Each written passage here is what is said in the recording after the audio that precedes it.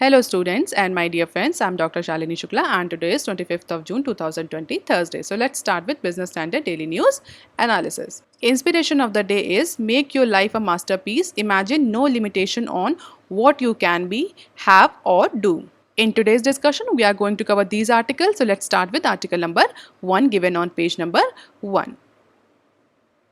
That is Hinduja Brothers spare over $11 billion fortune.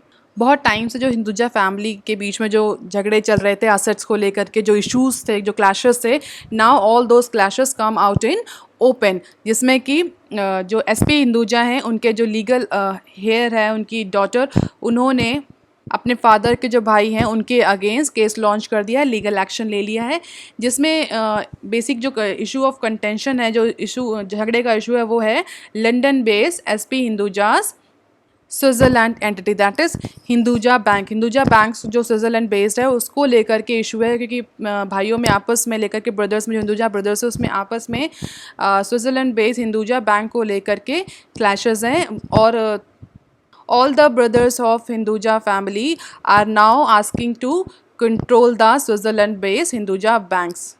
Recently SP Hinduja, जो कि अभी तक स्विट्ज़रलैंड बैंक को ओन कर रहे थे, कंट्रोल कर रहे थे, recently because of their ill health they have written a letter for incapacity and appointed his daughter and son on a top position of Hinduja Bank. और उसके बाद में जो अदर ब्रदर्स हैं, that is Gopi Chand, mister Prakash Chand and Ashok Chand, उन्होंने legal case के लिए proceed किया, और ब्रिटिश कोर्ट ने फिलहाल के लिए विनू हिंदुजा, जो कि डॉटर हैं एस पी हिंदुजा की, उनको अपॉइंट किया है to act on the behalf of mister S P Hinduja.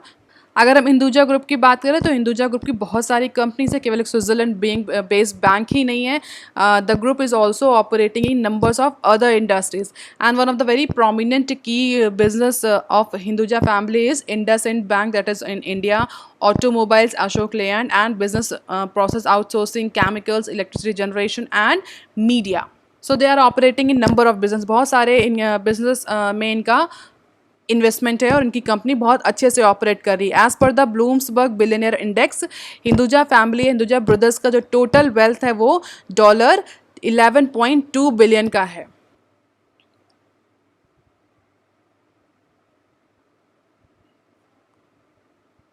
और जो ये इशू, जो ये लीगल प्रोसीडिंग्स हुई है, बेसिकली हिंदुजा बैंक जो स्विट्ज़रलैंड में है उसको कंट्रोल करने के लिए हुई. अगर हम देखें तो बहुत सारे हिंदुजा ग्रुप के बहुत सारी कंपनीज जो कि बहुत अच्छे से परफॉर्म कर रही हैं.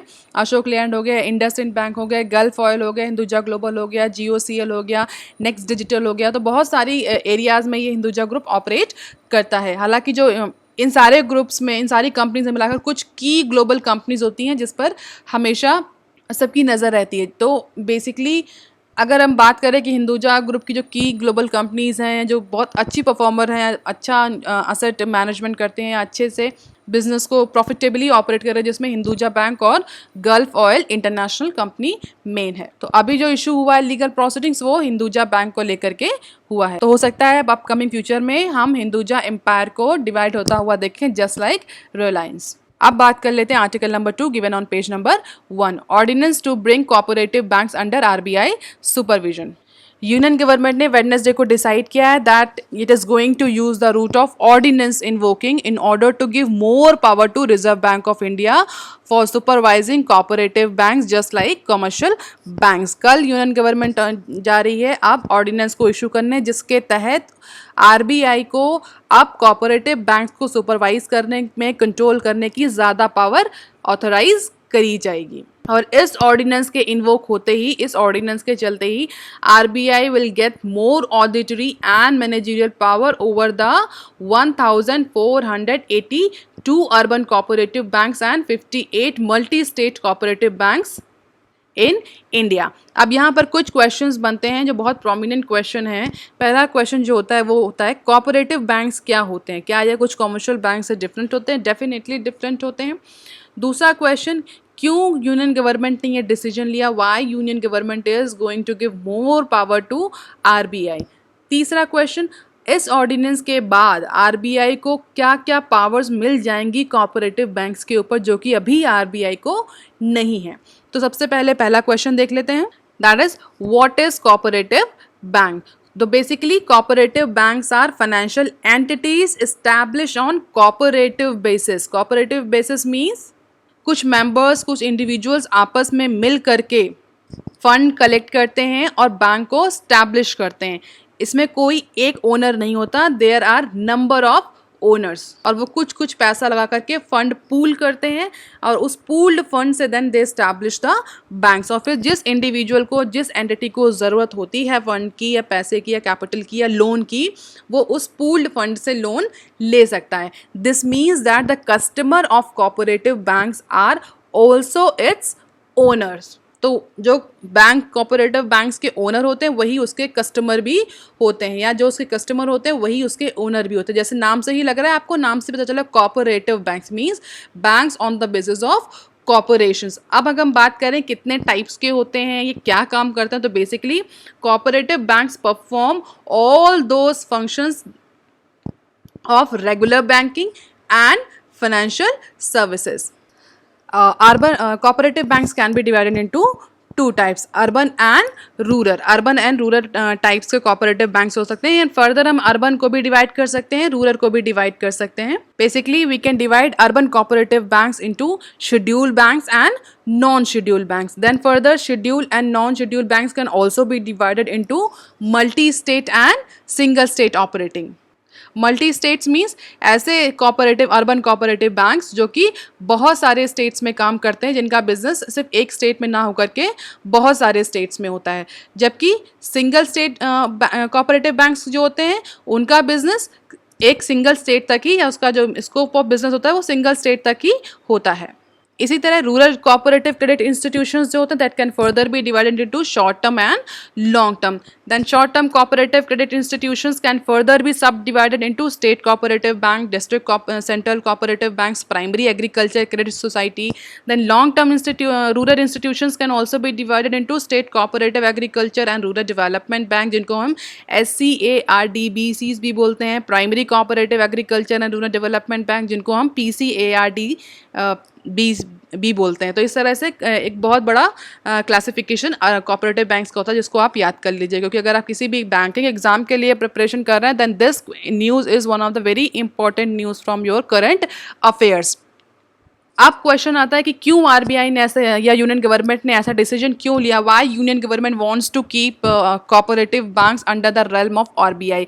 बेसिकली जो गवर्नमेंट का जो पॉइंट है, जो गवर्नमेंट ने कहा, उस गवर्नमेंट के according this move will help to keep the depositor money safe. अगर आप रिसेंटली बात करें तो हमने कोऑपरेटिव बैंक्स में बहुत ज़्यादा करप्शन देखा है, या बहुत लेस ट्रांसपेरेंसी रही है कोऑपरेटिव बैंक्स के केसेस में. अगर आपको याद हो तो एक रिसेंटली एक बहुत बड़ा एक केस हुआ था एक बहुत बड़े बैंक में, कोऑपरेटिव बैंक्स में, जिसके बाद जो डिपॉजिटर्स थे उनको बहुत ज़्यादा पैनिक जनरेट हो गया था अपने मनी को लेकर के. तो अब उसी के बाद आरबीआई, यूनियन गवर्नमेंट ने डिसाइड किया था कि now all the cooperative banks will come under the purview of RBI. तो as per the union ministry और the union government of India, this move will help to keep the depositor money safe and will also improve the transparency in the corporate governance of cooperative banks. अभी तक क्या होता था कि RBI के कुछ rules and regulation cooperative banks को नहीं एप्लीकेबल होते थे. कोऑपरेटिव बैंक्स जो थे ऑटोनॉमस एंटिटीज होते थे. Number of decisions they can take from their own conviction. जिसकी जो फ्रीडम थी वो अदर जो नेशनलाइज बैंक्स थे उनको नहीं थी. उनको जैसे कि अपने बोर्ड ऑफ डायरेक्टर्स को अपॉइंट करने के लिए लेकर के, ऑडिटिंग प्रोसेस को लेकर के, मैनेजमेंट प्रैक्टिसेस को लेकर के, minimum level of qualification for board members, ये सब डिसाइड करने के लिए कोऑपरेटिव बैंक्स को फ्रीडम मिली थी. बट ये फ्रीडम नेशनलाइज बैंक्स को नहीं मिलती थी. इवन कई सारे मॉनेटरी पॉलिसी जो डिसीजंस होते थे वो भी कोऑपरेटिव बैंक्स पर एप्लीकेबल नहीं होते थे, जैसे कि नेशनलाइज बैंक्स पर होते थे. तो अब गवर्नमेंट के इस ऑर्डिनेंस के बाद में RBI will get more power to supersede the board of cooperative banks. RBI will get the power to set the minimum level of qualification for board members. RBI will be able to audit the cooperative banks accounts in accordance with the RBI regulation. Best management practices from RBI can also be laid down for cooperative banks. तो ये सारा जो power है अब RBI को मिल गया है. इससे फ़ायदा क्या होगा? इससे फ़ायदा ये होगा कि अब RBI जो है वो कोऑपरेटिव बैंक्स को अच्छे से रेगुलेट करेगी. पहला फ़ायदा तो ये जो ट्रांसपेरेंसी और जो करप्शन के केसेस देखने को आ रहे थे कोऑपरेटिव बैंक्स में, वो अब मिनिमाइज होंगे, कॉर्पोरेट गवर्नेंस इम्प्रूव होगा. दूसरा रीज़न ये भी है, दूसरा बेनिफिट ये भी हो सकता है कि अब जो मॉनेटरी पॉलिसी जो एग्जैक्टली कोऑपरेटिव बैंक्स पर एप्लीकेबल नहीं होती थी, वो अब उन पर भी एप्लीकेबल हो सकती है अंडर दिस ऑर्डिनेंस. अभी ऑर्डिनेंस देखने के बाद पता चलेगा कि कौन कौन सी पावर दी गई हैं आरबीआई को. अभी तक क्या होता था कि आरबीआई का मॉनेटरी पॉलिसी का ट्रांसमिशन नहीं, अगर आरबीआई मनी सप्लाई कम करना चाह रहा है या बढ़ाना चाह रहा है, या इन्फ्लेशन कम करना चाह रहा है बढ़ाना चाह रहा है थ्रू मनी सप्लाई, तो कोऑपरेटिव बैंक्स, तो एक large portion of banking industry is out of the control of RBI. तो उससे क्या होता था कि मुझे मॉनेटरी पॉलिसी को जो डिसीजंस आते थे, पॉलिसी कट्स जो होते थे, उनको बहुत ज़्यादा इफेक्टिवली ट्रांसमिशन ग्राउंड लेवल पर नहीं हो पाता था. बट अब जो है वो बहुत सारे पॉलिसी डिसीजंस जो हैं वो ग्राउंड लेवल पे बहुत अच्छे से इंप्लीमेंट हो गए. आरबीआई का मार्केट पे कंट्रोल या स्पेशली मनी सर्कुलेशन पर कंट्रोल बढ़ेगा. और गवर्नमेंट के इस ऑर्डिनेंस के बाद में RBI will get the more power और limit the control of cooperative banks for the appointments of board of directors. Board of directors के अपॉइंटमेंट पर भी आरबीआई का जो कंट्रोल है वो बढ़ जाएगा in terms of cooperative banks. और अगर हम बात कहें कि ऑर्डिनेंस, तो जाहिर सी बात है ये अभी ऑर्डिनेंस है. गवर्नमेंट ऑफ इंडिया इसको ऑर्डिनेंस के तौर पर ही ला सकती, क्योंकि अगर इस तरह का कोई भी चेंज लाना तो बहुत सारे एक्ट्स में चेंज करना पड़ेगा, अमेंडमेंट बिल लाना पड़ेगा, जिसको लेकर के आगे इसका 6 मंथ गवर्नमेंट के पास अवेलेबल है. तो इस ऑर्डिनेंस के इशू के डेट के बाद से गवर्नमेंट को विद इन 6 मंथ ये ऑर्डिनेंस पार्लियामेंट में पास कराना होगा. जैसा कि हम सभी जानते हैं, ऑर्डिनेंस को एक्ट बनाने के लिए उसको पार्लियामेंट में पास कराना ज़रूरी होता है. तो अभी के लिए जो कि एक इंडिया जो है वो कोविड-19 की सिचुएशन से फाइट आउट कर रहा है, तो अभी के लिए ऑर्डिनेंस इशू कर दिया गया है. और विद इन 6 मंथ अगर गवर्नमेंट ऑफ इंडिया इस ऑर्डिनेंस को पार्लियामेंट में पास नहीं करा पाती है, then this ordinance will be lapsed. But most of the chances ये हैं कि ऑर्डिनेंस पास हो जाएगा. तो अब हम आरबीआई का कंट्रोल कोऑपरेटिव बैंक्स पर भी देखेंगे, just like other nationalized banks. Once this ordinance is invoke और once this ordinance becomes law, then the 86 million depositors with deposit worth rupees 4.84 trillion will comes under the purview of RBI through cooperative banks. And this is the share holding pattern कि cooperative banks में urban bank का कितना portion है. Asset, अगर total asset side की बात करें तो 64.7% का जो शेयर है वो अर्बन कोऑपरेटिव बैंक्स का है. 35.3% का जो शेयर है वो रूरल कोऑपरेटिव बैंक्स का है. कोऑपरेटिव बैंक्स के स्टूडेंट अगर हम बात करें तो कोऑपरेटिव बैंक्स ऐसा नहीं है कि इनमें हमेशा इनएफिशिएंसी रही है या हमेशा करप्शन रहा है. अगर हम रोल ऑफ कोऑपरेटिव बैंक्स की बात करें for Indian society, for Indian economy, then these cooperative banks have played a very important role for the financing of rural projects or for the financing of rural depositors. और rural banking के में को enhance करने में या rural banking में penetration में इन cooperative banks ने बहुत हेल्प की रही. अगर आप देख रहे हैं नेशनलाइज्ड बैंक जो अभी रूरल जो ब्रांचेस हैं वो तो अभी रिसेंटली कुछ सालों में आरबीआई ने फोकस करना स्टार्ट किया है रूरल बैंकिंग पर. बट अगर आप बहुत पहले जाएं तो बैंक्स में बहुत ही कम बैंक होते थे, नेशनलाइज्ड बैंक की ब्रांचेस होती थी. गवर्नमेंट का बहुत ज़्यादा फोकस नहीं होता था, या नेशनलाइज्ड बैंक जो होते हैं वो रूरल बैंकिंग पर बहुत ज़्यादा फोकस नहीं करते थे. बहुत ज़्यादा पेनिट्रेशन नहीं था नेशनलाइज्ड बैंक का रूरल बैंकिंग या रूरल एरियाज़ में. इक्का दुक्का ब्रांचेस पहले मिल जाया करती थी किसी भी नेशनलाइज्ड बैंक की, जिससे कि जो रूरल सोसाइटी थी हमारे इकोनॉमी में वो बिल्कुल एलिनेट थी. आप बोल सकते हैं इसमें फाइनेंशियल इंक्लूजन नहीं था. बहुत सारे रूरल एरियाज़ में बैंकिंग फैसिलिटी अवेलेबल थी ही नहीं. तो उस समय ये कोऑपरेटिव बैंक्स ने रूरल इंडिया को, इंडिया की जो रूरल सोसाइटी है उसको बैंकिंग फैसिलिटी और फाइनेंशियल सर्विसेज प्रोवाइड करने में बहुत इंपॉर्टेंट रोल प्ले किया था. तो इनके रोल को नलीफाई नहीं किया जा सकता इन case of rural banking, in case of promotion of rural banking. हालांकि अब जो है वो आरबीआई का फोकस रूरल बैंकिंग की तरफ बढ़ गया, तो बहुत सारे नेशनलाइज्ड बैंक्स हैं उनकी खुद की भी ब्रांचेस रूरल एरियाज़ में आपको दिखेंगी. बट पहले ऐसा नहीं था. तो जब नेशनलाइज्ड बैंक की प्रेजेंस थी नहीं सब्टल और रूरल एरियाज़ में, उस समय कोऑपरेटिव बैंक्स ने बहुत इंपॉर्टेंट रोल प्ले किया था for providing banking services to the rural people और the rural section of the society. अब देख लेते हैं article number 3 given on page number 4। E-tailers to ask seller to display country of origin. कल department for promotion of industry and internal trade ने meeting करी सारी e commerce firms के साथ, और जहां पर इस बात पर डिस्कशन हुआ कि अब अपने पोर्टल पर सारी ई कॉमर्स कंपनीज को प्रोडक्ट का कंट्री ऑफ ओरिजिन डिस्प्ले करना पड़ेगा। और इस मीटिंग के बाद मैक्सिमम जो ई कॉमर्स कंपनीज हैं like Amazon, Flipkart, Paytm mall, ShopClues, Jio mart, ये सब कंपनीज एग्री हुई। अप्रॉक्सीमेटली 50 कंपनीज थी, इन सब ने एग्रीमेंट शो किया in case of display of country of origin on their e-portal. हालांकि कंपनीज को 2 हफ्ते का समय दिया गया और कहा गया कि they should look upon the issue, और अगर कोई चैलेंज आता है तो उस चैलेंज के बारे में वो मिनिस्ट्री को इन्फॉर्म कर सकते हैं, गवर्नमेंट को इन्फॉर्म कर सकते हैं। And what are their other suggestion in कि उनके और भी कोई सजेशन है इसको इम्प्रूव करने के लिए, तो वो भी कंपनीज दे सकती हैं, जिसकी मीटिंग 2 हफ्ते बाद शेड्यूल करी गई है। अगर हम कंपनीज की बात करें तो कंपनीज का ये कहना है, उनका यूनानिमस एग्रीमेंट है इस चीज़ पर कि companies will be able to make all the technology related changes for their e commerce portal. Companies ने कहा, जितने भी 15 कंपनीज ने जो कल पार्टिसिपेट किया था, उन्होंने कहा कि वो सारे टेक्नोलॉजी रिलेटेड चेंजेस अपने पोर्टल पर कर देंगी in order to facilitate the display of products and its country of origin, but the eventual responsibility for providing the country details of the country of origin related information should lay with the seller, not with the platform। तो इन सारी companies का ये कहना है, Flipkart, Amazon और जियो cart का, कि वो टेक्नोलॉजी रिलेटेड जितने भी चेंजेस हैं अपने पोर्टल पर वो कर देंगे, जिससे कि प्रोडक्ट डिस्प्ले में कंट्री ऑफ ओरिजिन का डिस्प्ले फैसिलिटेट किया जा सके। But authentic information, country of origin की इन्फॉर्मेशन को डिस्प्ले करना ये पोर्टल की जिम्मेदारी ना हो करके, या पोर्टल प्रोवाइडर की या सर्विस प्रोवाइडर की जिम्मेदारी ना हो करके, ये इवेंचुअल सेलर जो अपना प्रोडक्ट सेल कर रहा है उसकी रिस्पॉन्सिबिलिटी होनी चाहिए। तो अब रिसेंटली आने वाले टाइम में बहुत जल्दी आपको अमेजोन, फ्लिपकार्ट पे हर प्रोडक्ट के साथ में उसका कंट्री ऑफ ओरिजिन भी देखने को मिलेगा।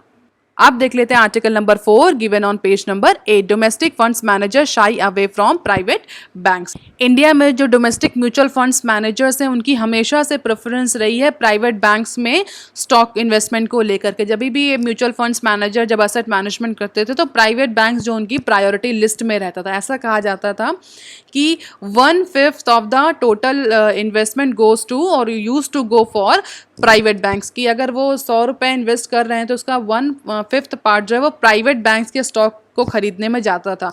प्राइवेट बैंक्स का स्टॉक खरीदना हमेशा से ही डोमेस्टिक म्यूचुअल फंड मैनेजर का प्रेफरेंस रहा है। बट अब रीसेंट टाइम में ये सिनेरियो चेंज हो रहा है बिकॉज ऑफ द कोविड-19। बहुत सारे जो म्यूचुअल फंड्स मैनेजर्स हैं they are now not preferring the private bank for investment और फॉर असेट मैनेजमेंट। क्यों नहीं कर रहे हैं ये अभी हम आगे डिस्कस करेंगे।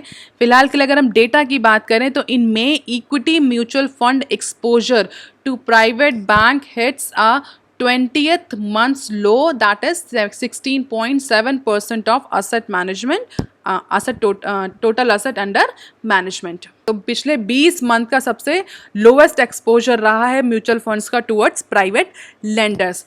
The weighing has been decline of nearly 440 basis points on year to date basis as a data provided by Motilal Oswal. तो अब रिसेंट टाइम में प्राइवेट जो बैंक्स की तरफ जो डोमेस्टिक म्यूचुअल फंड्स मैनेजर है उनका एक्सपोजर डिक्रीज़ कर रहा है। क्यों डिक्रीज़ कर रहा है? कोविड-19 की वजह से जो बैंक्स हैं उनकी क्रेडिट ग्रोथ रेट बहुत डिक्लाइन हुई है, और जैसा कि हम सभी जानते हैं बैंक्स के लिए उनका क्रेडिट जो वो लेंड करते हैं, जो लेंडिंग करते हैं, जो लोन्स देते हैं, वही उनके असेट्स होते हैं। अगर उनके असेट्स में ग्रोथ नहीं हो रही है तो इसका मतलब in future their income is also going to be affected. उनकी इनकम, उनकी परफॉर्मेंस भी अफेक्ट होगी। तो रिसेंटली कोविड-19 की सिचुएशन की वजह से चाहे वो पब्लिक बैंक हो चाहे वो प्राइवेट बैंक हो, दोनों के ही केसेस में क्रेडिट ग्रोथ रेट बहुत कम रही है, डेसिमल क्रेडिट ग्रोथ रेट रही है।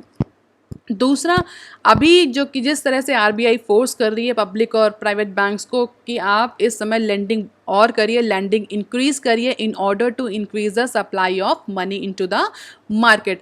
उस लैंडिंग की वजह से जो कमर्शियल बैंक्स हैं उन पर नॉन परफॉर्मिंग असेट्स के एक्सपोजर का जो रिस्क है वो बढ़ता जा रहा है, क्योंकि इस कोविड-19 की सिचुएशन में लेंड करने का मतलब है बेसिकली आप स्ट्रेस्ड यूनिट्स को लेंड कर रहे हैं जो ऑलरेडी परफॉर्मेंस नहीं कर पा रही हैं, जो पिछले 3-4 महीने से बिकॉज ऑफ द कोविड-19 उनकी परफॉर्मेंस बहुत बेकार रही है और वो अपना लोन भी नहीं दे पा रही हैं या अंडर परफॉर्मर रही हैं, अपनी इंस्टॉलमेंट भी पे नहीं कर पा रही, अपनी लाइबिलिटीज़ भी पे नहीं कर पा रही हैं।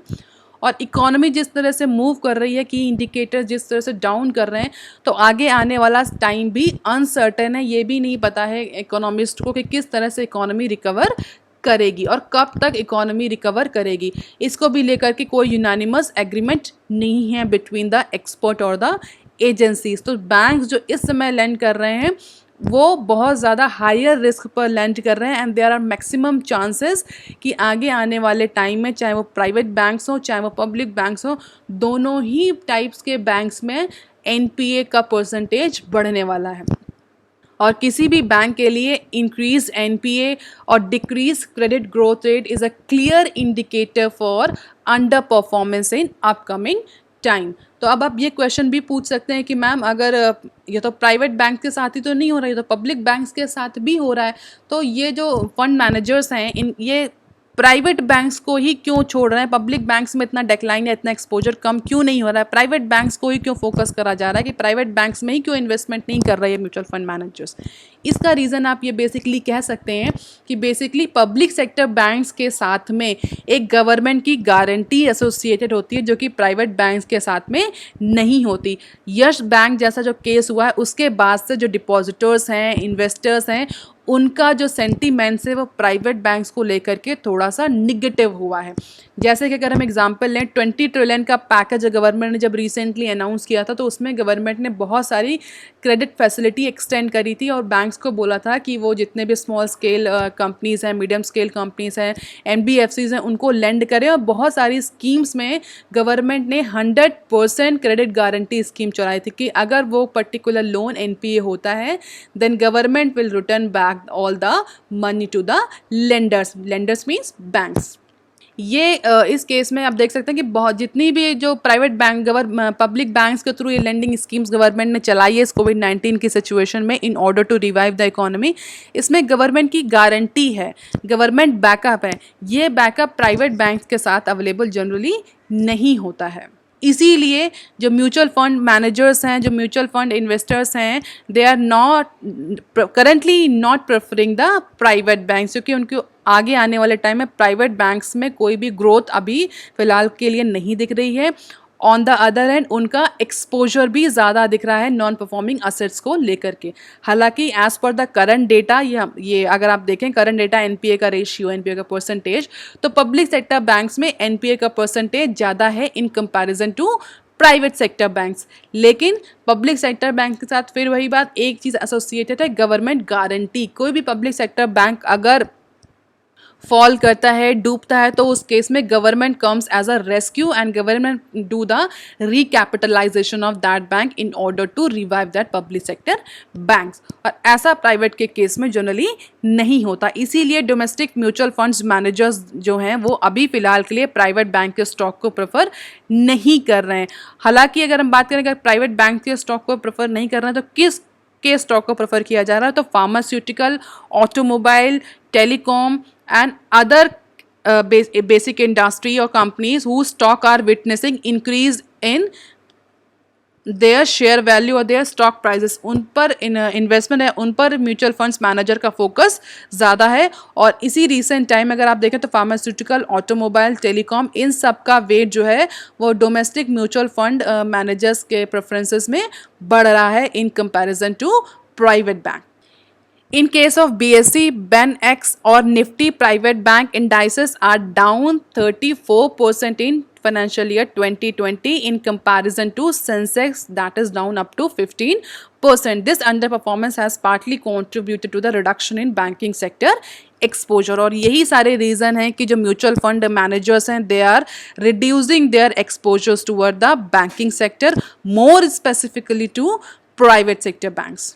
और as per the business standard, जो मोराटोरम पीरियड है, जो बैड लोन है, इसको लेकर भी जो मोराटोरम पीरियड जो अभी जो केस चल रहा है, जो 6 मंथ का मोराटोरम पीरियड दिया है, जो आईबीसी को जो फिलहाल के लिए 1 साल के लिए सस्पेंड कर दिया है, इन सारे रीजंस की वजह से जो म्यूचुअल फंड मैनेजर्स हैं they are shifting away from private banks and now focusing on their pharma and health stock. जैसा कि हम देख सकते हैं ग्राफ में भी क्लियरली दिख रहा है, equity mutual funds bank exposure has come sharply in the month of May. जैसे देख रहे हैं आप, ये 18 से बढ़ रहा है 18 मई 2018 में बढ़ता रहा है और सडनली मई इसके बाद ये कोविड-19 के बाद इसका एक्सपोजर ड्रॉप होने लगा, क्योंकि बैंक्स जो हैं वो इस समय बहुत वल्नरेबल हैं इस कोविड-19 इंड्यूस इकोनॉमिक स्लो डाउन की वजह से। आप देख लेते हैं article number 5 given on page number 8। Indices drop on weak global cues as covid worries mount. कल हमने डिस्कस किया था कि सेंसेक्स और निफ्टी ने एक रिकॉर्ड हाई पॉइंट गेन किया, 35,000 का इंक्रीज सेंसेक्स में देखा गया था। उसी तरह निफ्टी में भी बहुत अच्छा इंक्रीज देखा गया था, बट कल because of the global sell off in European market and US stock futures created the worry in the Indian benchmark indices as well because of the fear of fresh wave of COVID-19। तो कोविड-19 की second wave of infection के fair से, worry से जो international indices थे European market में, US stock market में, वो कल फॉल कर गया और उनमें ड्रॉप 1.6% का ड्रॉप देखा गया, जिसकी वजह से इंडिया में जो हमारे इंडाइसेस हैं, बेंचमार्क इंडाइसेस, सेंसेक्स वो भी फॉल किया। सेंसेक्स फॉल किया 561 points, that is 1.6%, and Nifty drop किया 166 पॉइंट, दैट इज 1.6 पॉइंट। तो सेंसेक्स और निफ्टी जो बहुत ही प्रोमिनेंट इंडाइसेस हैं, बेंचमार्क इंडाइसेस हैं इंडियन स्टॉक मार्केट में, वो भी कल ड्रॉप किए। जो ट्यूसडे को जो हाई देखा गया था वो अब ड्रॉप हो गया है कल के स्टॉक मार्केट में, और इसका बेसिक रीज़न यही बताया जा रहा है कि जो इन्वेस्टर्स हैं, जो मार्केट्स हैं, that is actually affected by the second wave of covid. While the markets traded with gains for most of part of the day, the decline in European market triggered profit taking ahead of derivative expiry on Thursday। तो जो कल government ने एक data issue किया था, हमने discuss भी किया था कि ये बेंचमार्क इंडाइसेस हैं वो हाई जा रहे हैं, that is a good indication for Indian economy. तो आप देख सकते हैं कि वापस से इंडाइसेस जो हैं वो फॉल करने लगे हैं, और उसका बेसिक रीजन जो है वो कोविड-19 की सेकेंड या फ्रेश वेव को ही बताया जा रहा है। इसीलिए बहुत सारे इन्वेस्टर्स जो हो गए हैं, एजेंसीज हो गए हैं, फंड मैनेजर्स हो, they are very apprehensive towards their investment, क्योंकि अभी कोविड-19 के बारे में, कोविड-19 इन्फेक्शन किस तरह से टर्न अप होता है या किस तरह से अदर जो ग्लोबल इकोनॉमीज़ होती हैं वो टर्न अप होती हैं, इसमें बहुत ज़्यादा अनसर्टनिटीज़ है। तो इसीलिए आप देख रहे होंगे रिसेंटली जो स्टॉक मार्केट है वो भी बहुत फ्लक्चुएट कर रहा है, और इसी अनसर्टनिटीज़ की वजह से agencies, experts, investors are not able to take a very sound decision। आप देख लेते हैं some other news clips। IMF projects economy to contract by 4.5% in financial year 21। IMF ने प्रोजेक्ट किया इंडियन इकोनॉमी इस फाइनेंशियल ईयर यानी financial year 21 में 4.5% से कॉन्ट्रैक्ट करेगी, जैसा कि सारे ही जो रेटिंग एजेंसीज़ हैं इंटरनेशनल, नेशनल, ये प्रोजेक्ट कर रही हैं इंडियन इकोनॉमी के बारे में। आप देख सकते हैं OECD से लेकर के India rate, Bernstein, Nomura, Fitch, ICRA, CRISIL, IMF, ADB, Moody's, world bank, सबका प्रोजेक्शन इंडियन इकोनॉमी को लेकर के निगेटिव ही है। तो ऐसा कहा जा रहा है इस फाइनेंशियल ईयर में मोस्ट ऑफ द चांसेस यही सी बात की है कि इंडियन इकोनॉमी निगेटिव टेरिटरी में रहेगी। इवन RBI ने भी निगेटिव टेरिटरी ही प्रेडिक्ट करी है for this financial year of Indian economy. आप देख लेते हैं next clip. In a first diesel costlier then petrol in Delhi. First time Delhi में जो डीजल है वो पेट्रोल से कॉस्टली हुआ है इस Wednesday. The price of diesel was increase to historic high of ₹79.88 per litre. Petrol remains the unchanged 79.67% per litre. और ऐसा क्यों हुआ है? इसके पीछे जो मेजर रीजन बताया जा रहा है वो कहा जा रहा है a sharp increase in the value added tax, that is VAT on fuel by state government last month. जो दिल्ली की जो गवर्नमेंट है उसने लास्ट मंथ वैट इंक्रीज कर दिया है। The VAT on diesel was increase by 16.75% to 30% and on petrol it was 27% to 30%। तो इस इंक्रीज़ की वजह से जो डीजल के प्राइजेज़ हैं वो पहली बार टेरिटरी में या एनसीआर रीजन में पेट्रोल के प्राइसेस को भी क्रॉस कर गए हैं। एक्सपर्ट का ये कहना है कि अभी के लिए जो बेस प्राइस है पेट्रोल का, डीजल का, वो ऑलमोस्ट सेम है इंटरनेशनल मार्केट में, but it is only the taxation, the VAT that has been impose by state government is creating the difference into the prices of diesel and petrol. आप देख लेते हैं next news. Cipla pips Hetero prices remdesivir under 5000। अब जैसा कि हम देख रहे हैं बहुत सारी जो फार्मास्यूटिकल कंपनीज हैं उन्होंने रेमडेसिविर या बहुत अदर टाइप की फेबिफ्लूड नाम तरह की कई सारी कोविड-19 के लिए जो पोटेंशियल ट्रीटमेंट है उसको लॉन्च किया है। अब उनमें प्राइस कंपटीशन चल रहा है। The price war has been initiated for antiviral drug remdesivir has begun in the domestic pharmaceutical market. अब चूंकि बहुत सारे जो कंपनीज हैं उन्होंने एक साथ लॉन्च किया है तो अब मार्केट को गेन करने के लिए, मार्केट शेयर बढ़ाने के लिए अब इसमें इन सब में जो प्राइस कंपटीशन होगा और जो जितना लोएस्ट प्राइस पर रेमडेसिविर को प्रोवाइड करेगा उसका उतना ज़्यादा मार्केट शेयर होगा। यही फायदा होता है जब हम ऑलिगोपॉली मार्केट जनरेट करते हैं, ऐसी मार्केट जनरेट करते हैं जहाँ फ्री कंपटीशन होता है। उससे इवेंचुअल जो कस्टमर होता है उसको फायदा होता है because of the price competition between the rivalry firms. और इसीलिए गवर्नमेंट मोनोपॉली जो मार्केट होती है उसको डिस्करेज करती है, इवन चाहे वो ग्लोबल लेवल पे हो चाहे वो डोमेस्टिक लेवल पे हो।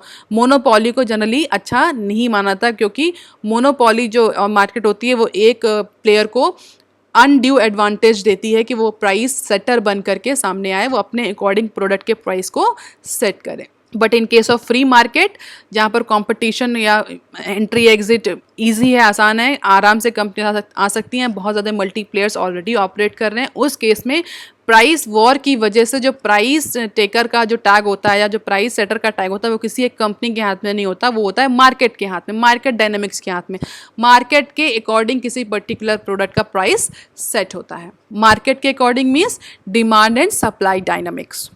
आप देख लेते हैं next news. Industry fear supply chain disruption. जैसा कि हमने कल की न्यूज़ में डिस्कस किया था कि चाइनीज़ कंसाइनमेंट को जो पोर्ट अथॉरिटीज़ हैं उन्होंने रोक लिया है फॉर क्वालिटी इंस्पेक्शन। कल हमने डिस्कस भी किया था कि it is a type of non tariff barriers. तो उसके लिए जो भी डोमेस्टिक और ग्लोबल इंडस्ट्री बॉडीज़ हैं उन्होंने गवर्नमेंट ऑफ इंडिया को लेटर लिखा है और इस मूव को क्रिटिसाइज़ किया है कि इस तरह से बैरियर क्रिएट करने से जो चाइनीज़ फर्म्स का जो इंपोर्ट है वो कम तो नहीं होगा, बट इंडिया में जो सप्लाई चेन डिस्ट्रप्शन जरूर कॉज हो जाएगा, जिसकी वजह से जो हमारी अदर इंडस्ट्री हैं वो बहुत अफेक्ट होंगी और इकोनॉमी जो ग्रोथ है वो फिर से डाउन स्ट्रीम में चली जाएगी या उसकी रिकवरी बहुत मुश्किल हो जाएगी। इसीलिए बाइकआउट चाइना जो करंटली जो वेव चल रही है उसने बहुत सारी इंडस्ट्री रिप्रेजेंटेटिव्स को, इंडस्ट्री बॉडीज़ को, फर्म्स को वरी कर दिया है। क्यों? क्योंकि बहुत सारी कंपनीज ऐसी हैं जिनका जो रॉ मटेरियल सप्लाई होती है, जो पार्ट एंड पार्सल्स होते हैं प्रोडक्ट को बनाने के लिए, वो चाइनीज़ फर्म से आते हैं। और जिस तरह से कल Indian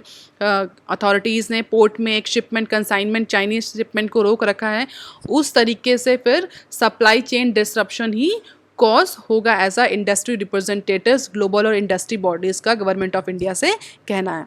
So the industry experts are saying that sudden embargo on import will adversely affect the supply chain of the most product and eventually and ultimately impact the India's manufacturing. So in order to improve the manufacturing capacity of India, in order to make the India manufacturing hub, government should focus on increasing the capacity building or improving the capacity rather than embarking the consignment coming from the China or Chinese firms.